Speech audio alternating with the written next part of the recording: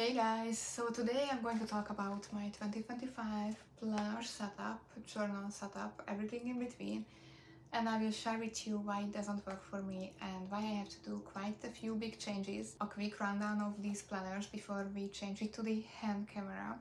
So this is the Moleskine weekly mini planner. Let me show you.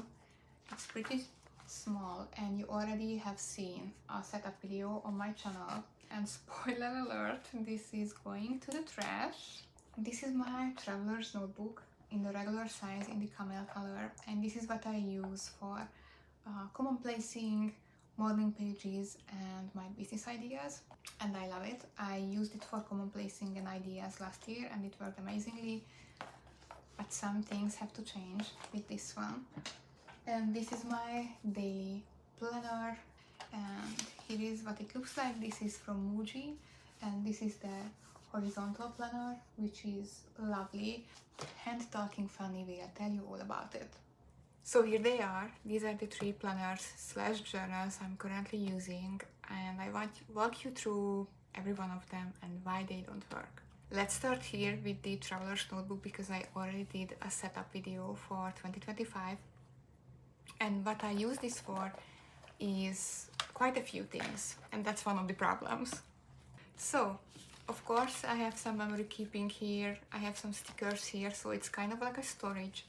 And I also use my normal grid insert for a few things. First of all, this is still my commonplace book, so every time I learn something new, or I like a quote, or I just want to write something down, or I have an idea, anything, it goes here.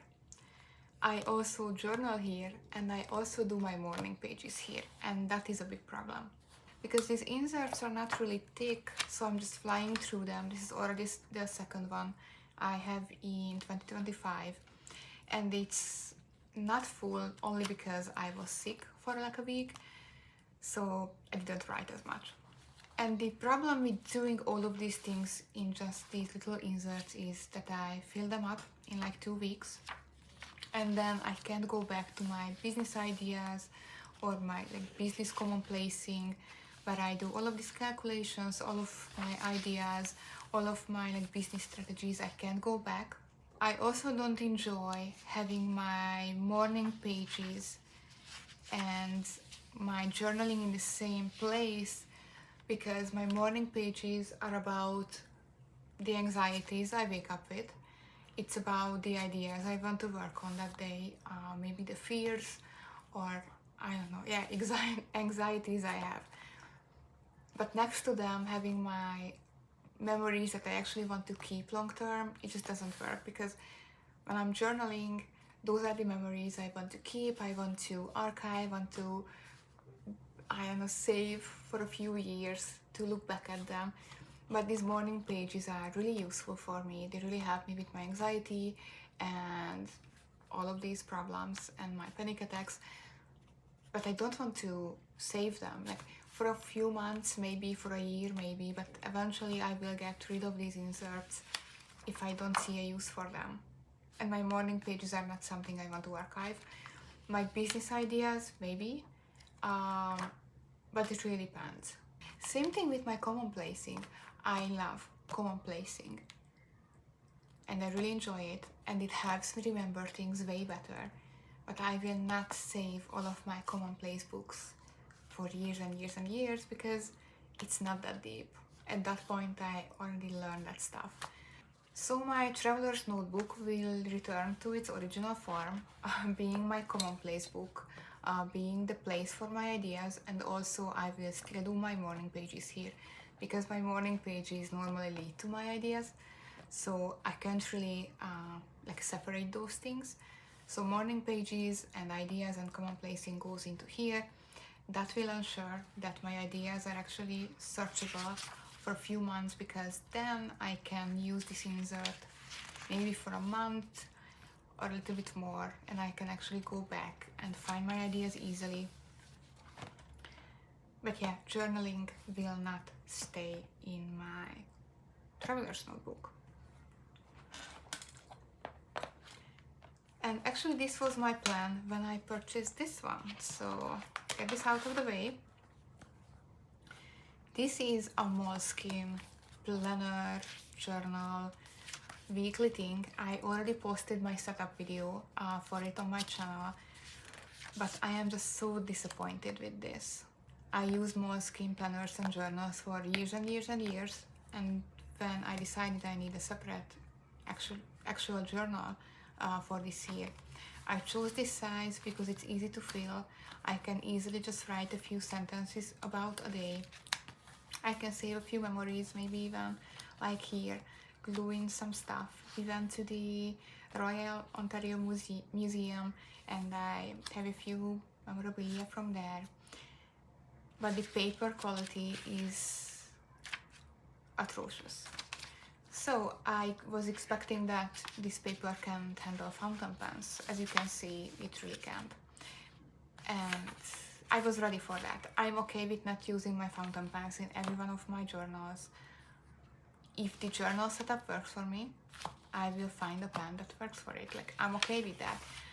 But when I did all of my pen tests here, it couldn't even handle my Sarasa or my Sarasa gel pens or even the Muji gel pens.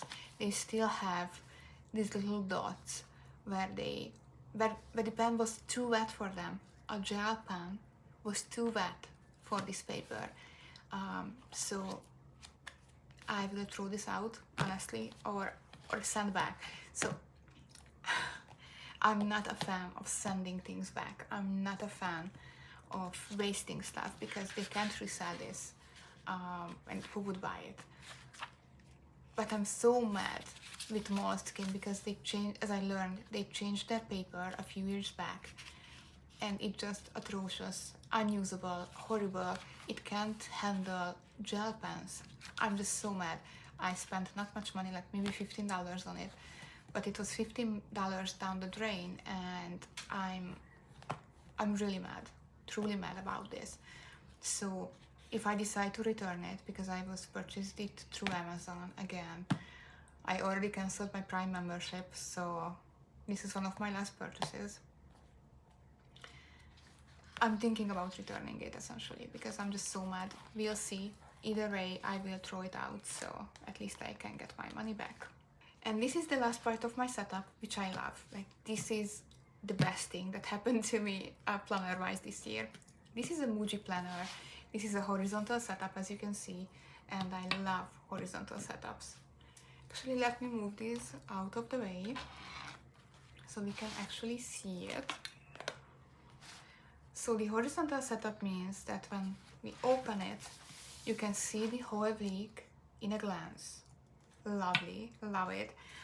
And because it's so skinny, like, here's the traveler's notebook as a measurement.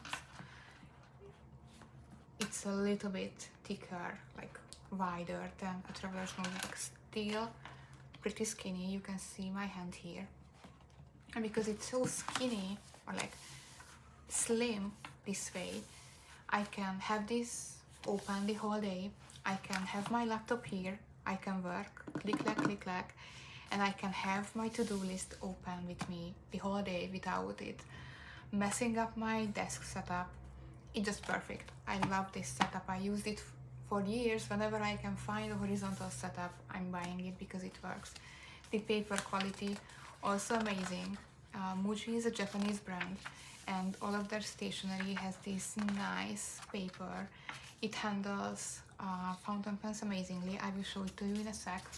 So this is how it looks like. We start with a yearly calendar for 2025 and 2026. Then we have this here at a glance.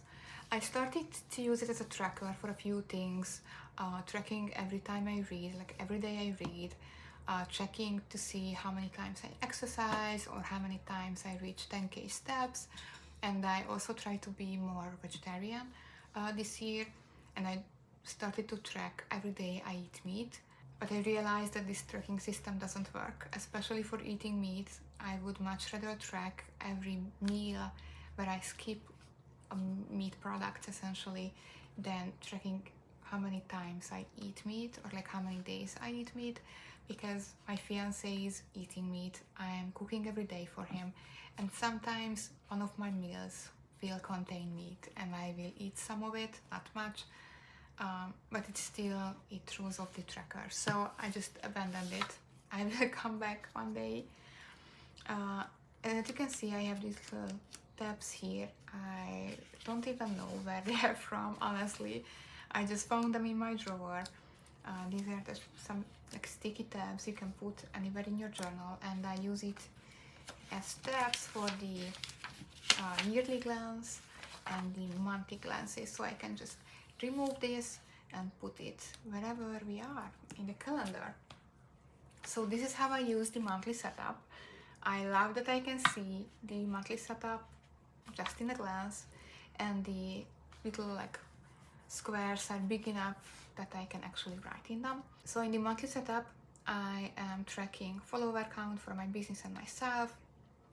I'm checking all of my book club events. I'm checking all of my sales. For example, we are doing a Secret History book club in one of the wine bars here in Toronto, and we are doing it on the 5th of March. Yeah, and I already sold half of the tickets, so I'm really proud of that. And I also do these monthly takeaways here on the side, so I can tell myself what I learned, what I should be focusing on next month. And I also have this new monthly goal set up here. So this is how I use my monthly setup, and here is how I use my weeks. On the right hand side you can see my master list. I love doing master list. So essentially what you do is, these are the tasks and projects for the week where you don't have a deadline, you just have to get them done.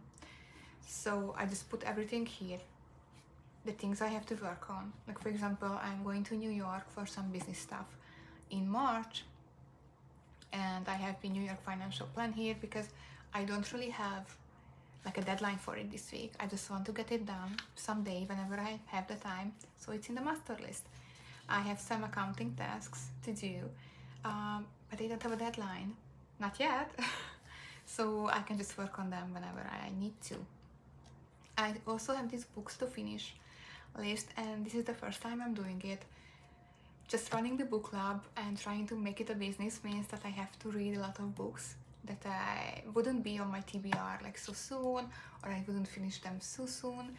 But yeah, they are here. I have to finish them this week so I can get ready for the book clubs.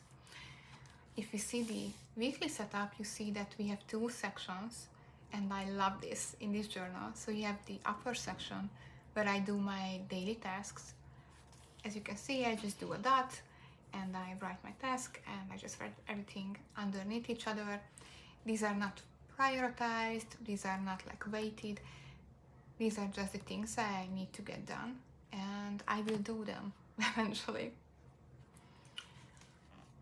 And on the bottom here, I do a little bit of memory keeping. It's more to like make it fun for myself, so whenever I'm working on something, I can see something nice with it. Maybe the previous days. Let me show you an example. For example, last week I was sick, so it was a horrible week. But I wrote about stuff we did, or this week I glued in our Royal Ontario Museum like claim check as a memory, like, oh yeah, that was our date night. Or I'm putting in the tea tag from the tea I'm drinking that day and rating it, or just writing like 1 or 2 sentences about the day. For example, this day I purchased a few new pens. So yeah, this is how I'm using it, and it works quite well. As I told you, I can just have this open the whole day, work on my computer and check my tasks whenever I need to. But the problem I'm facing with this one is that I don't really know where my time goes. I was a freelancer for almost 10 years. I'm really good at managing my own projects. I'm really good at managing my own clients and businesses. Like, this is my jam. This is my normal life. Like, I was a freelancer and business owner way longer than I was ever working for somebody. But nowadays I feel like the time is running out of my hands. Like, yeah, I have almost everything done, but I need to in a week. But still I feel like my days are just running away from me, and I don't really know spent all of those hours. Yeah, everything is done, but I feel like I still don't know where my time goes, and I need a tracking system. And yes, I could use like an online software like Toggle to track my time. I could do that, but I don't want to.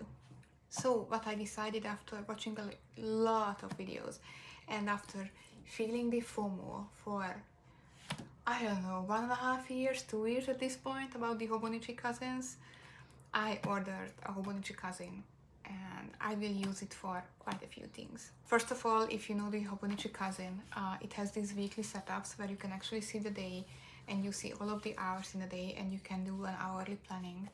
I will use that to track my time, how I spend my days, and my journaling will also go in the Hobonichi cousin in the daily setups.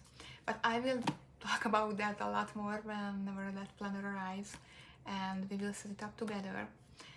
I was kind of thinking about buying the April start Hobonichi cousin that was just released, but honestly this productivity problem feels so pressing right now. I want to start it now. I can't wait until April to start using my planner. So I purchased the January start Hobonichi cousin. I paid way more than I should have, but it is what it is. So I will still use this planner. I will use it the same way, open up like this the whole day so I can see my tasks and working on my laptop. But the cousin will be used to track my daily productivity and how much time I spend with everything to help understand my days better. So yeah, that's the plan. This one stays in the rotation because it works for what it is. It's great for my daily tasks. It's great for my follower tracking or like bigger event tracking or like business growth tracking. The traveler's notebook is great for my common placing and for my morning journaling because it just works. And this one will either go back to Amazon or I will trash it because I'm just really mad about this paper. Most likely I will cut out this stuff I already wrote in so nobody can see it. And yeah, that's it. Thank you so much for watching. I can't wait to see you again, and until next time, bye!